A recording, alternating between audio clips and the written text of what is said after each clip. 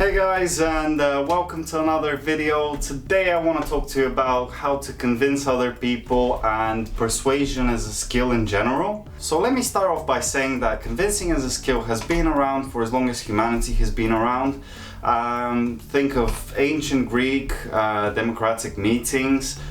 Think of people actually starting a family, etc. All these skills have stuck around with us throughout history, and today I want to teach you how to actually use those skills to your benefit and how to manage to convince and persuade other people and what would be beneficial for you as well. Have you heard the expression, everything in life is sales? Well, maybe you haven't because you don't work in sales. For me, it's an important quote because that's kind of what my daily life consists of. However, it is true. If you think about it, you need to convince your family when you're a child about something. You want that, they don't want this. At later stages in your life, you're trying to convince people in a multitude of things, whether that's going to be job interviews, whether that's going to be that sweet date of yours that you want her to come to the prom with you, whether that's going to be convincing a friend to go on a trip, whether that's going to be convincing a friend to share a house, etc., etc.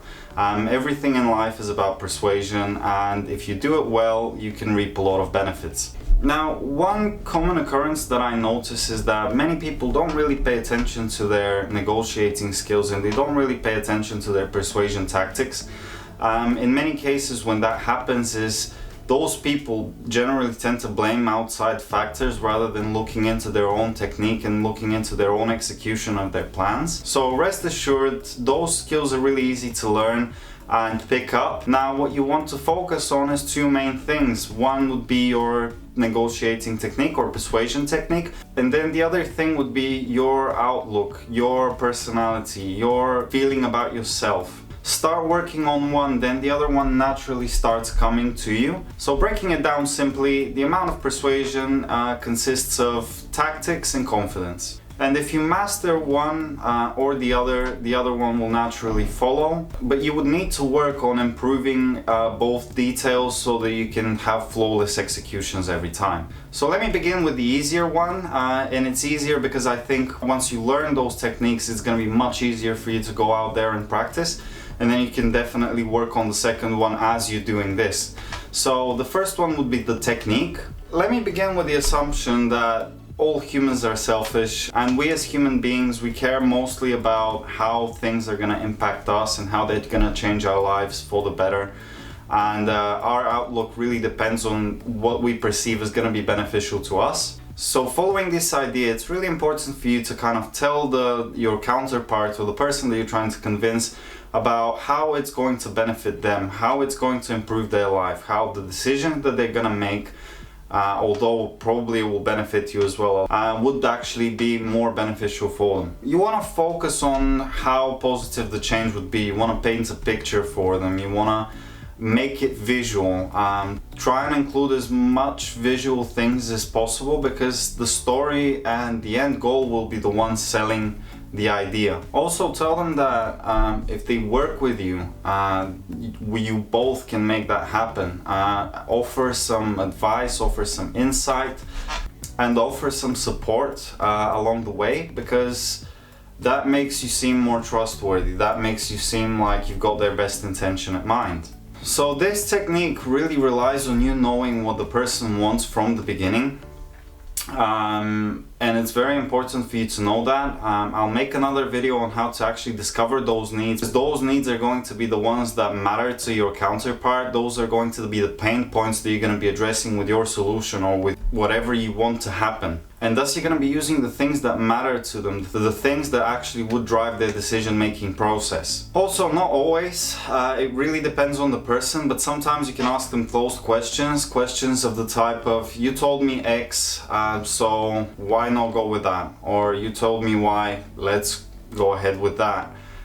It really makes sense for you to go ahead with that. However, those questions can really be taken the wrong way, so you really need to measure your audience and tailor your delivery to them. I'll put a link down to the video for the closed questions in the description. If you're interested in learning more about that, then please be my guest. There's a lot of valuable information there. So basically you want to position your proposition in a way that seems appealing to them. You want to make it visual, and you want to provide them with steps that they can achieve in a short matter of time, so bite-sized chunks, and you can also try and help them along the way. Now that carries a lot of strength with it, because A, they're seeing the thing through your eyes or through your story. B, you're showing them that you're going to be helping them out along the way. It shows some proof of concept because you already have laid it out to them and it seems achievable. And you want to make it seem like it's an idea or an offer or whatever you're trying to do that shouldn't be missed, because it's going to benefit them tremendously in the long term and in the short term. Now, moving on to the topic of confidence, the main idea is that you really need to look comfortable once you're talking to them about this. If you're constantly looking like you would rather be somewhere else, or if you're making sudden movements, or if you seem generally uncomfortable, then that kind of blows away the whole idea of you supporting them. It kind of blows away the whole idea of the weight of your argument or the weight of your proposition. So you really need to make sure that you're comfortable, that you're confident, that you have a really good delivery of that information, so that it can seem appealing to them, so you can inspire them to kind of trust you and go ahead with your proposal. You also want to look people in the eyes when you're talking to them. That demonstrates sincerity. If you're not looking at them in the eye, then they might be thinking that there's something fishy going on, or that your intentions might not be completely honest. Also, depending on the occasion and the person, you can also make physical contact. That kind of breaks this barrier between you as well. And also, convincing someone of something is just about as the technique and the words that you're using as much as how the other party sees you. So it's extremely important for you to kind of look credible, look like you know what you're talking about, look like you know what you're doing. You need to have a confident and reassuring behavior, because you know that this is the best choice for them to go ahead with. And you're just the face of the idea. You're just putting it out there, but they really need to trust you and your perception. So this is where the reassurance bit comes into play. So it's also very important to leave all the emotional baggage that you have once you leave the door, or once you get into that meeting with the person, because right there and then you really need to be focused on what's going on, and you really need to be as neutral as possible towards the solution, and really focus on how this will benefit them and convince them in the way it will. So let me try and give you a general example of how something like that will play on. I'll also try to add you some video examples from other people or from movies, although because they're from movies, just take it with a grain of salt. But generally that's the kind of idea and body language that you want to have, and that's the execution that you want to have, or at least try to be as close as possible to that. So, you know, buying this would be super helpful because you would be future-proofing your company. And in our previous meeting, you told me that future-proofing was something very important to you. This is what you've been struggling with your previous solutions. And this is what we do here. We provide you with constant upgrades, whatever, so on and so on and so on. You're trying to hammer on the idea. You mailed in my company a postcard a few weeks back requesting information on penny stocks that had huge upside potential with very little downside risk. Does that ring a bell? Okay, great. Well, reason for the call today, John, is something just came across my desk, John. It is perhaps the best thing I've seen in the last 6 months. If you have 60 seconds, I'd like to share the idea with you. You got a minute? Name of the company, Aerotine International. It is a cutting-edge, high-tech firm out of the Midwest awaiting imminent patent approval on a next generation of radar detectors that have both huge military and civilian applications. Now, right now, John, the stock trades over the counter at 10 cents a share. And by the way, John, our analysts indicate it could go a heck of a lot higher than that. Your profit on a mere $6,000 investment would be upwards of $60,000. Another example. So you need to convince your housemate that you want to get a desk. So that it would go something like, hey, what do you think about getting a desk for my room? And they would most likely say, why would you need that? Or I don't particularly want to do that because it doesn't benefit them, as I said previously. So here what you want to do is you want to twist it around so it's gonna benefit them. So you know how when I don't have a desk in my room, I tend to spend a lot of time in the living room, and in many cases I'm trying to do work, etc, etc. So it's very difficult for you to come and do your things in the living room because I'm always constantly there. Well, if you chip in and help me buy a new desk, then you can have a bit more space, you can have a bit more time for yourself. So this is, again, you're trying to present the solution in a way that will benefit them. You're trying to present the solution in a way that it will improve their lives. And those are very basic principles, those are very basic examples. I'll be more than happy to kind of go through some other scenarios with you if you have interest. And if you do, please let me know down in the description below. Why not try to work something out? Like a special event, like a first-class exhibition fight. Why me? He respects the hell out of you. All right, and let's be honest, that computer fight got people curious. This could be very interesting. Yeah, but I ain't interested in getting like mangled and embarrassed. No, that's not gonna happen. Never happen, no. Truthfully, I was thinking more on a like minuscule, small level, you know, small fights, not big fights, small fights, things that local, you know what I mean? Not a bad idea, but don't think of it as big. Think of it, like I said, like an exhibition. Think of it as a glorified sparring session. And here's something I think you like. We're going to donate a portion of the gate to charity. Well, that's always nice. Yeah, it's good to give. Yeah.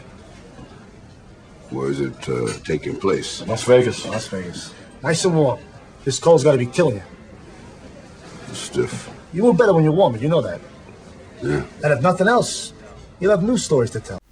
And then also something that I want to stress out as a bonus is you really need to know when to stop.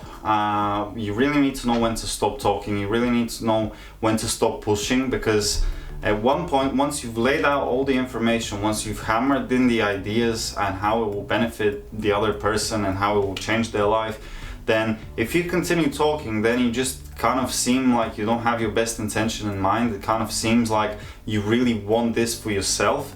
It will introduce the benefit of doubt into your counterpart, and you also risk starting to talk about how this will benefit you, talking about yourself. The more time you spend talking in that case is the more time you have to make mistakes.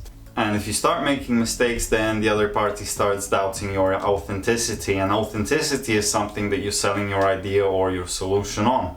So guys, convincing people is definitely not an easy task, although it's certainly achievable. It requires a little bit of practice and some training, but once you start doing it, then your whole mindset and your whole method of doing this starts flowing naturally. So once you get the ball rolling, you don't even think about doing those things afterwards. It just kind of happens as second nature. And considering the fact that we're all great people and we always think the best about everyone else, is that you do have your best intentions in mind for the other party. So you would be naturally inclined to kind of try and help them out, and you would naturally be inclined to improve their life or progress their life without kind of seeking self-benefit, although those situations do happen for everyone. But if you do have those best intentions in mind, then you would have absolutely no problem creating a picture for them as to how it would benefit them. And the last thing you want to do is make that other party want it as much as you do. If you manage to do that, then half of your job is done, if not more. So I hope you enjoyed the video, and now you have the tools and the mindset to go and ask for that raise from your boss that you've always wanted and you kind of deserve. And please, if you did enjoy the video, please don't forget to hit the like, hit the subscribe button, hit the bell notification down below, and as I said in the video, let me know if you have any situations that you might need help with in terms of persuasion or in terms of selling something, and I'll be more than happy to get back to you and try and help you out with that. Okay? See y'all!